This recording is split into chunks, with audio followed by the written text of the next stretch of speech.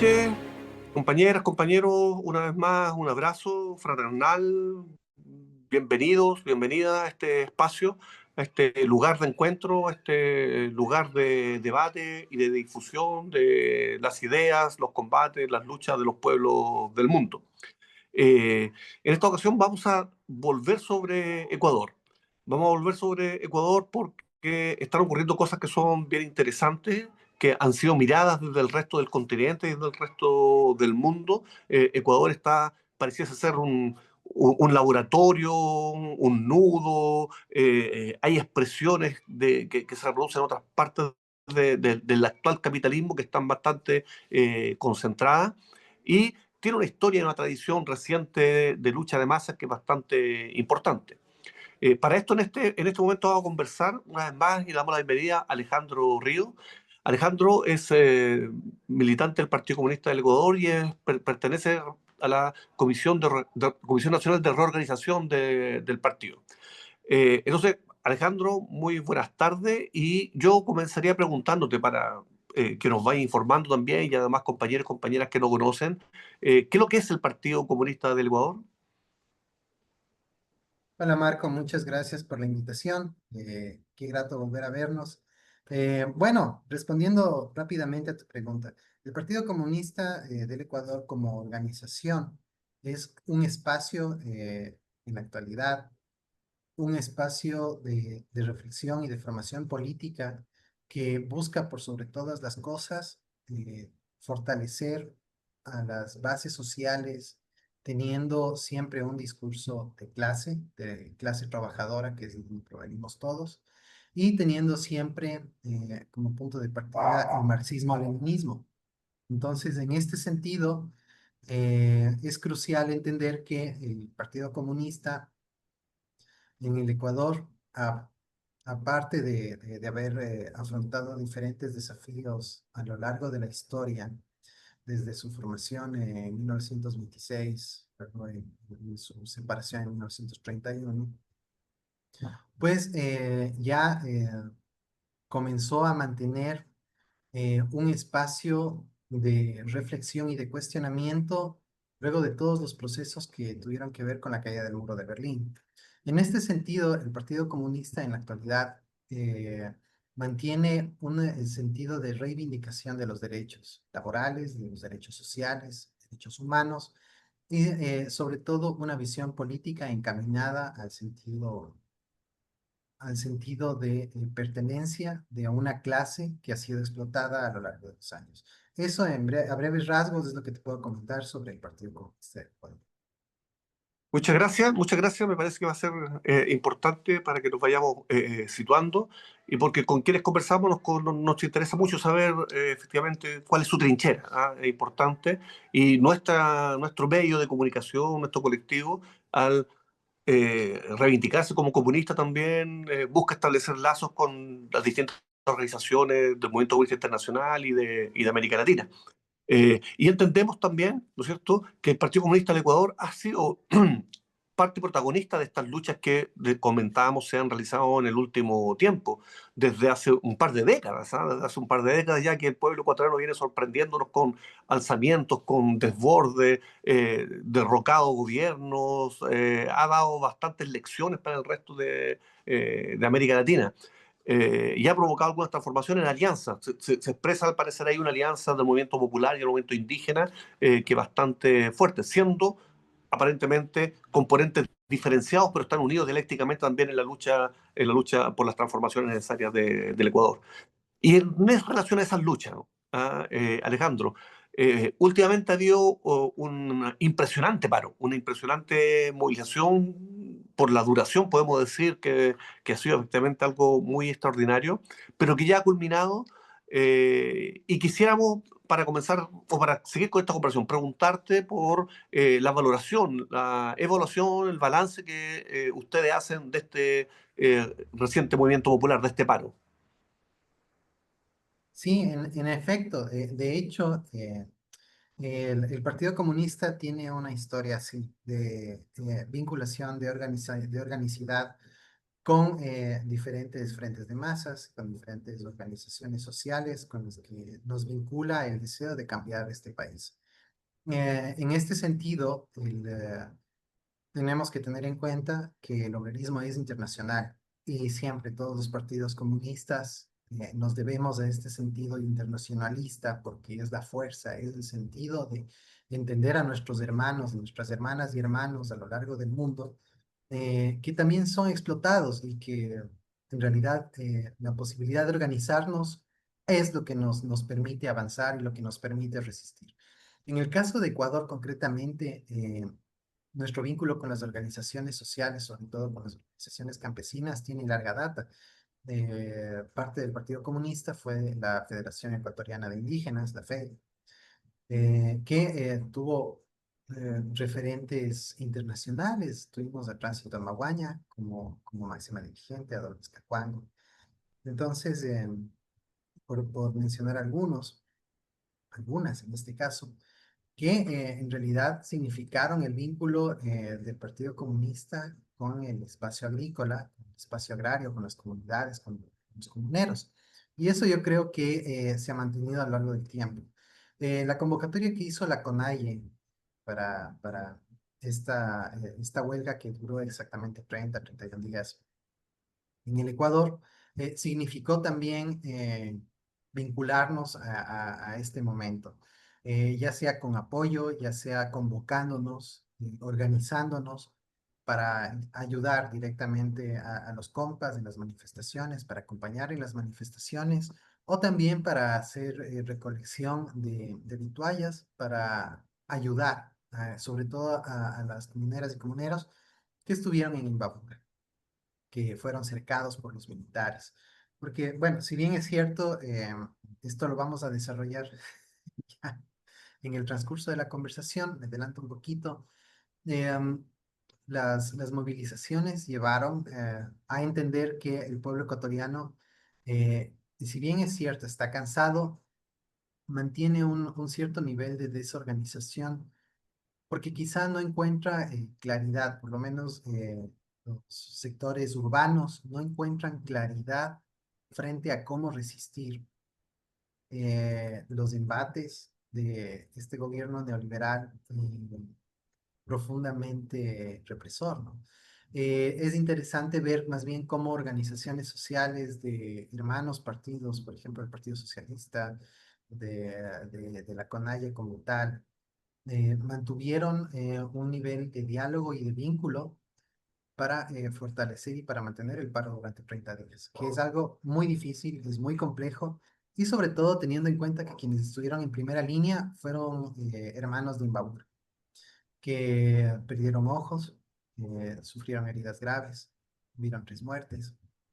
Este, eh, entonces, dos de los fallecidos fueron de Imbabura. Una fallecida era del pueblo Saraguro, una señora de 60 años que falleció por efecto del gas lacrimógeno.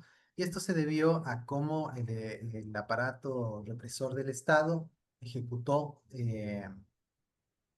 sus estrategias de acabar con las manifestaciones. Y esto llevó a que sea de fuerza bruta y que se vaya incluso en contra de convenciones internacionales. Estamos hablando de actos de lesa humanidad.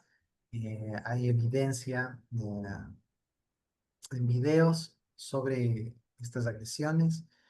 Y claro, las muertes que se dieron en estas movilizaciones también significaron un golpe fuerte, tanto para los comuneros, para los hermanos de los pueblos que se levantaron en las manifestaciones, como para quienes estuvimos dando apoyo y también movilizándonos en los diferentes puntos urbanos que sí lograron movilizarse el resto del país, teniendo en cuenta que la movilización contó con gente de Imbabura, del Carchi, de Azuay, Azogues, eh, en parte en Tungurahua, en Cotopaxi, en la propia Pichincha, de donde en San Miguel del Común, una parroquia rural de la provincia de Pichincha, de las afueras del Distrito Metropolitano de Quito, sufrieron también represión, fueron agredidos, los policías y los militares entraron a las casas, sacaron a las personas y les agredieron. Y eso ya es un acto de lesa humanidad. O sea, es un nivel de agresión sin precedentes, por lo menos en los últimos 15 años en el caso de Ecuador.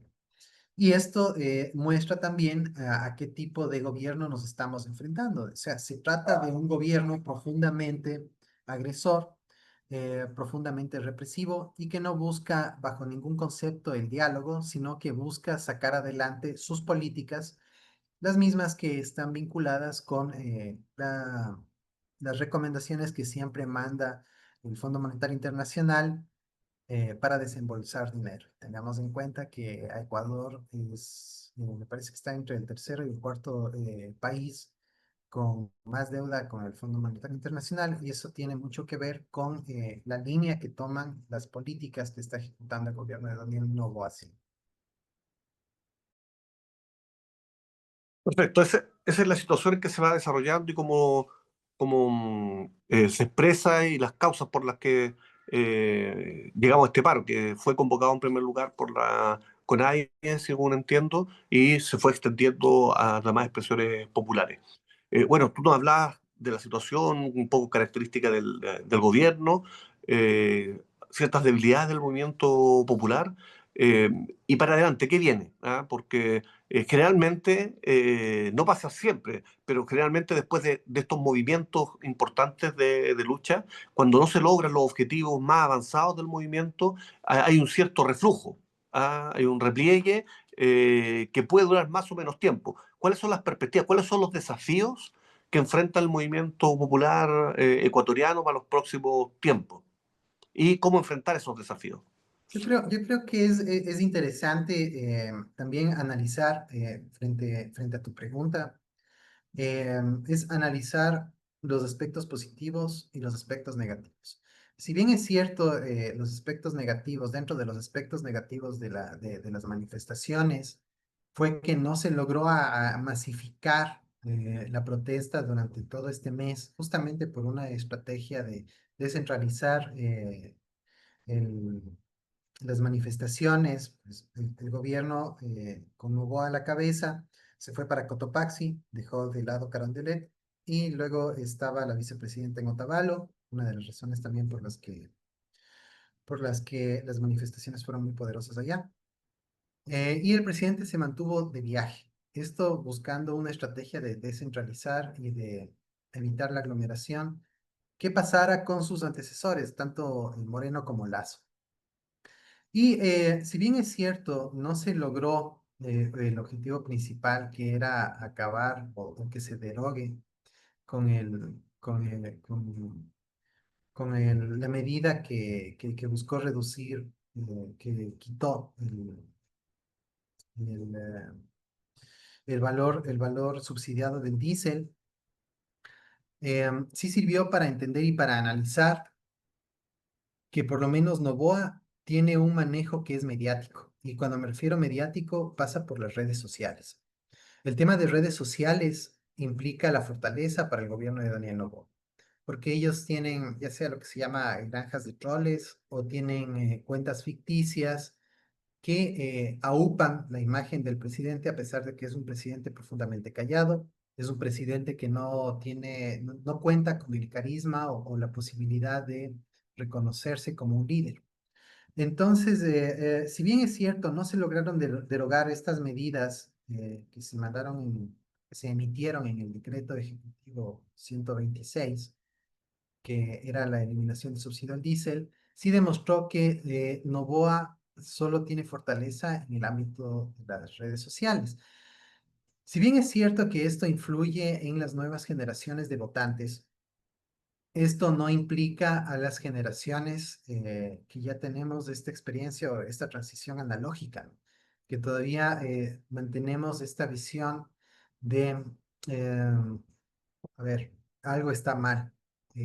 Hay un presidente que no sabe gobernar o que por lo menos no cuenta con un discurso coherente, sólido y que no muestra una dirección o una visión de Estado, ¿no? Entonces, en este sentido, Yo creo que la gran debilidad del gobierno y algo positivo es que se cayó el mito de que Noboa está bien. Noboa no está bien. Más allá de las redes sociales, Noboa no muestra un síntoma de crecimiento, sino que al contrario se mantiene estancado y que él necesita para fortalecer su poder o su figura como presidente de la República el respaldo de Fuerzas Armadas y de Policía Nacional.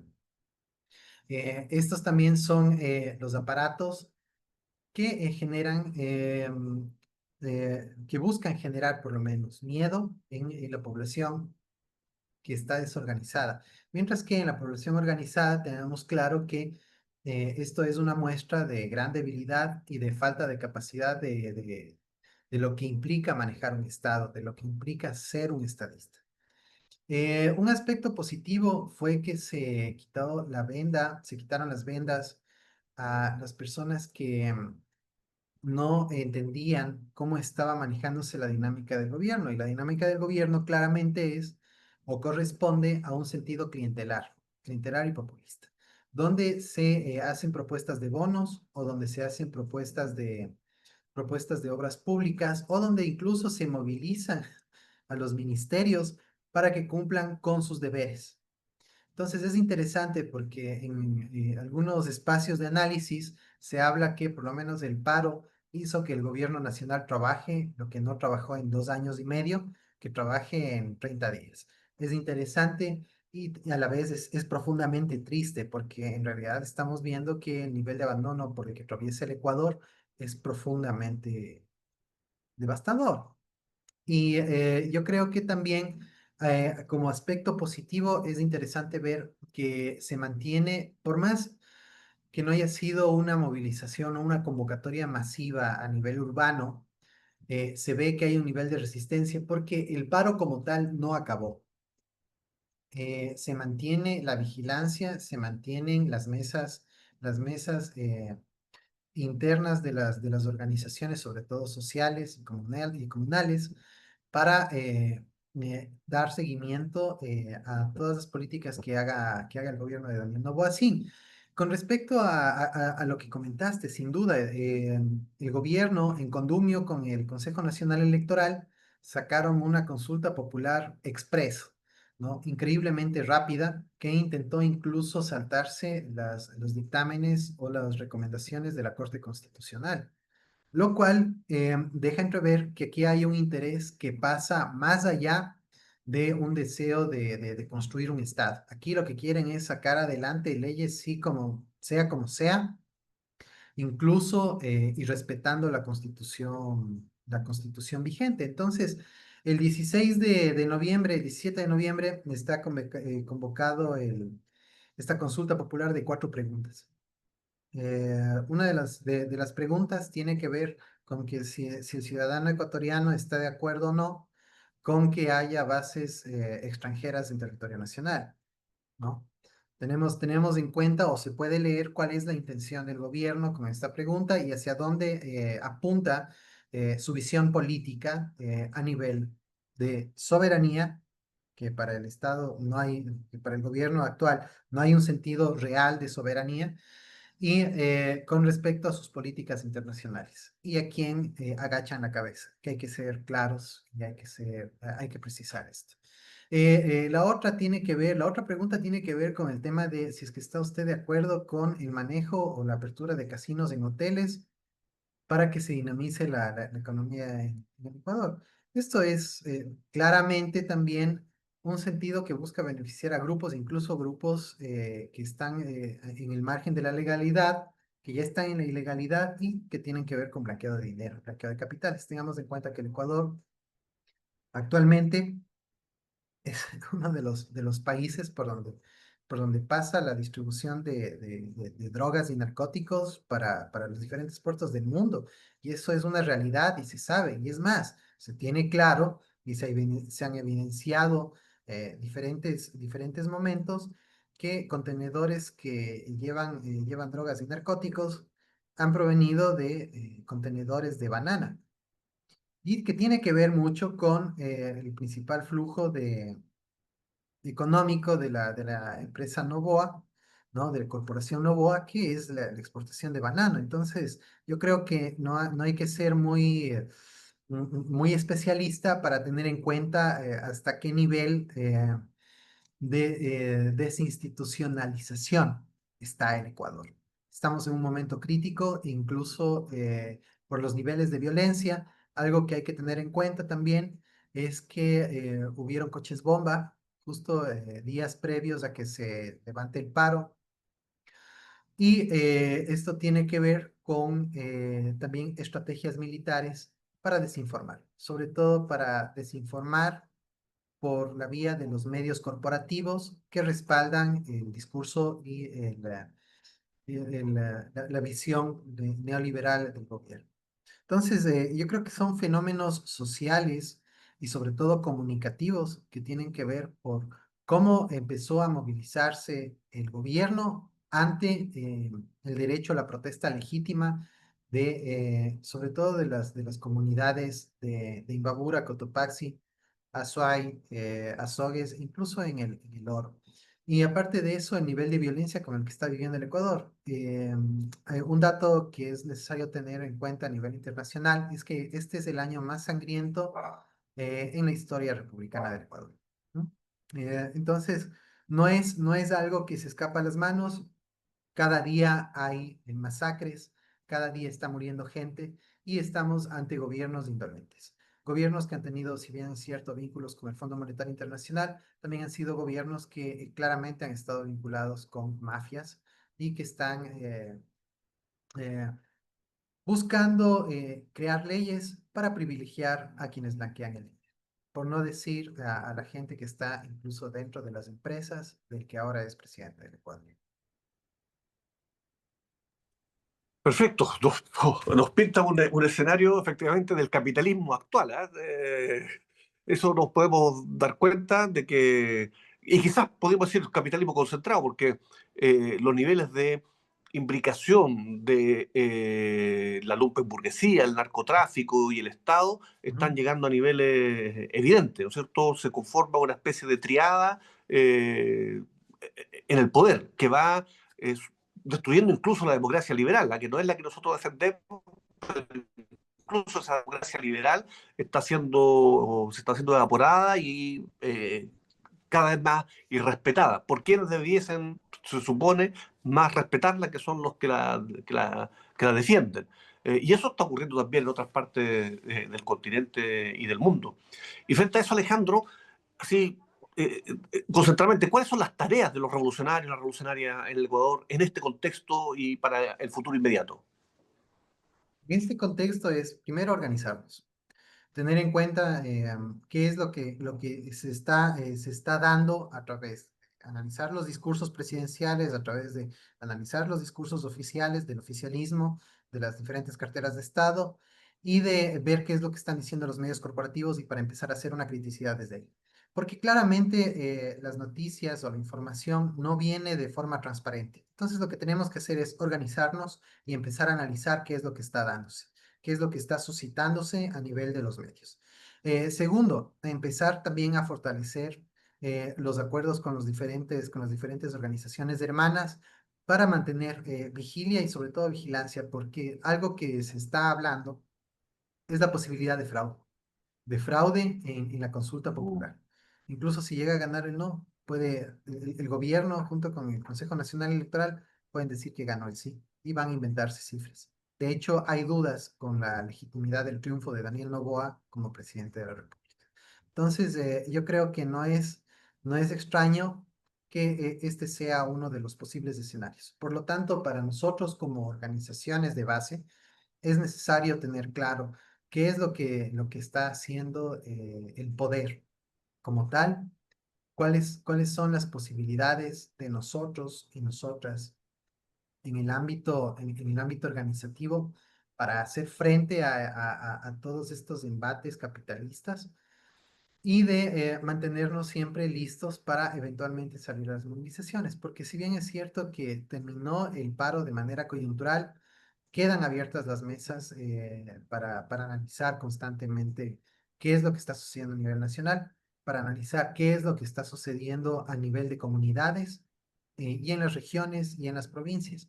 Y no queda de lado la posibilidad de organizarnos y salir a las calles.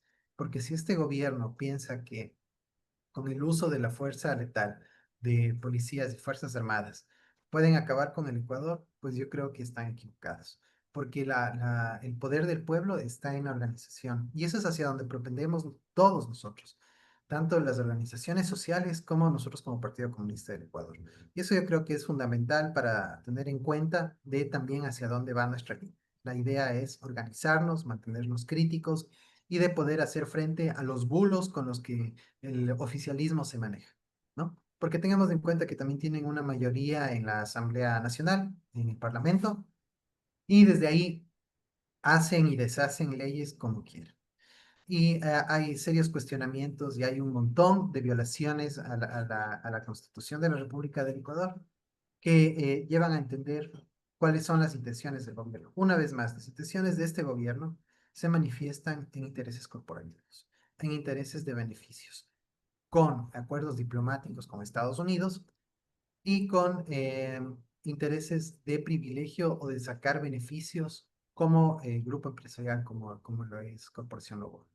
Entonces yo creo que tenemos que mantenernos firmes, tenemos que saber un momento clave, entender cuál es el momento clave para hacer la convocatoria a estudiantes, a profesionales, para dar nuestro apoyo y para hacer la convocatoria a las hermanas y hermanos del campo, a las hermanas y hermanos indígenas y a los hermanos y hermanas trabajadores de las urbes. O sea, porque tenemos que estar en todos los frentes listos para movilizarnos. Porque lo que está haciendo el gobierno de Noboa no va a terminar y peor aún, si es que se le deja hacer lo que quiere, este país se va a desmoronar. Perfecto. Ajá, vaya democracia también en Ecuador. Otro ejemplo de cómo funcionan las democracias. Y ejemplo también de las tareas que hay en el Ecuador y en otras partes del mundo. Nos convoca a la organización, a la lucha, a mantenerse alerta, a expandir la organización y entiendo que también a la unidad de los sectores que están en lucha. Buena cadena de trabajo para realizar y que nos Es un puede servir desafío. también como orientaciones, efectivamente, a todos, a todas. Eh, con respecto a la unidad, Alejandro, en Ecuador existen otras organizaciones que se reivindican de la izquierda y otras organizaciones que se reivindican comunistas. ¿Es posible algún proceso de coordinación? ¿Se manifiesta la unidad? ¿Hay conversaciones? Hay conversaciones, yo creo que la posibilidad de la unidad no está cerrada. Yo creo que hay que aclararse ciertos aspectos y ciertas acciones que se cometieron en el pasado que llevaron a esta decisión a nivel de las organizaciones de izquierda. Pero yo creo que hay que ser críticos, hay que ser autocríticos y sobre todo saber que hay un enemigo real. Este enemigo real se llama capitalismo y este Mm. capitalismo tiene un representante directo, factual, que es el gobierno de Daniel Noboa. En este sentido, los desafíos pasan por la posibilidad de organizarnos como partidos, como organizaciones de izquierda y también como espacios de masa. O sea, el diálogo yo creo que siempre está abierto y es clave siempre para todo aspecto político. No es posible bajo ninguna circunstancia teniendo un enemigo tan peligroso como el que tenemos ahora de cerrar puertas de diálogo. Pero también es necesario tener en cuenta que se tienen que hacer depuraciones en las filas de ciertas organizaciones que también se aprovecharon del pueblo o que se aprovecharon del membrete de un partido político para sacar sus réditos personales. Y eso también pasa por la posibilidad de discusión, de diálogo y de cuestionamientos a los diferentes momentos históricos y sociales que llevaron a que se generen estos sismos. Perfecto. Entonces, trabajar por la unidad, Sí, sin oportunismo, con principios, y ahí ir sumando hacia el destino que tú lo dices, el enemigo uno, el capitalismo, y mientras tengamos claro eso y lo hagamos con una moral y una ética correspondiente revolucionaria, hay sí, que seguir avanzando. Interesante, ya muy buenos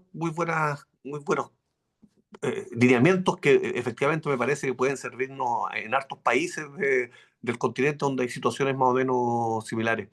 Alejandro, estamos terminando esta ocasión. Sin duda vamos a requerirte prontamente eh, hay mucho que hacer, y estamos con los ojos puestos también, con los ojos puestos, con el corazón puesto, con el hermano pueblo del Ecuador. Eh, Te doy el tiempo para que te quieras despedir, de algún último mensaje, algún llamado, lo que estimes necesario. Bueno, Marco, yo agradezco tus palabras, la verdad que llenan mucho y también revigorizan el sentido de la unidad. Ahora más que nunca, los comunistas, la izquierda en sí, debemos apelar a este sentido internacionalista. Porque si bien lo que pasó en Ecuador es clave también para entender cuáles son los vicios que atraviesan a estas políticas libertarias, liberales en la actualidad, también implica hacer una reflexión sobre lo que está sucediendo a nivel regional. Brasil el martes tuvo también una suerte de criminalización a la pobreza cuando se da este enfrentamiento. Y hay que ver que el gobernador que está ahí es bolsonarista. Entonces, eso también da muestra de cómo está actuando la derecha en Latinoamérica. Yo creo que hay que mantenernos unidos. El internacionalismo es nuestra fuerza, es nuestra hermandad. Históricamente, nuestros pueblos, América Latina, todos somos uno. Siempre la posibilidad de organizarnos y de mantenernos en pie de lucha dan lugar para fortalecernos más. En este caso, Ecuador es quien está pasando los tragos amargos y yo creo que también tiene que ser analizado para que sirva de ejemplo para ver cuáles son los síntomas que las derechas están tomando para destruir a los pueblos. Es triste lo que está pasando en Ecuador porque Ecuador siempre se caracterizó por ser un pueblo pacífico, pero el nivel de violencia o de ultraviolencia con el que estamos viviendo en los últimos años ha trascendido toda expectativa y toda pesadilla, inclusive podría decir. Entonces, yo siempre convoco a la unidad de los pueblos, de los partidos comunistas, siempre dentro del marxismo-leninismo hay esta ética, ¿no? Hay esta fraternidad, este sentido de vincularnos y de luchar juntos, porque nadie lucha solo. Yo creo Mm. que es crucial, incluso haciendo referencia a Germán Oesterheld en El Eternauta, o sea, no existe un héroe solo, sino es un héroe comunitario, o sea, salimos todos en comunidad y esa es la fortaleza del proletariado, esa es la fuerza de la clase trabajadora. Unirnos y mantenernos siempre en la lucha conjunta, sin desconocer a nadie, porque todos somos proletarios y todos tenemos la capacidad para salir adelante. Con esto te agradezco mucho, Marco, por el espacio, por el programa y con gusto siempre a las órdenes para otros encuentros. Perfecto. Reitero el agradecimiento y el abrazo fraternal, Alejandro. Estaremos encontrándonos porque los pueblos tienen que encontrarse, ¿no es cierto? Las cubrir al interior de los países, al interior de las fronteras, pero también tenemos que romper estas fronteras y luchar como un solo puño de combate, porque el enemigo está muy claro, ya lo habías dicho tú, es uno solo para los pueblos de Latinoamérica y la hermandad nos tiene que llevar para adelante y a combatir, y no solo combatir, sino que también a vencer. Muchas gracias, Alejandro. Compañeras, compañeros, nos despedimos. Esperamos ser útiles, esperamos aportar, porque también tenemos que romper las cadenas de la desinformación. Y lo que pasa en algún país de nuestro continente tiene que afectarnos a todas, a todos, y tenemos que estar presentes de la forma más potente posible. Nosotros seguiremos informando, seguiremos en la actualidad, seguiremos en las luchas. Abrazos combativos, revolucionarios. Nos estamos encontrando en estos próximos combates, en estos próximos debates. Muy buenas noches, hasta muy pronto.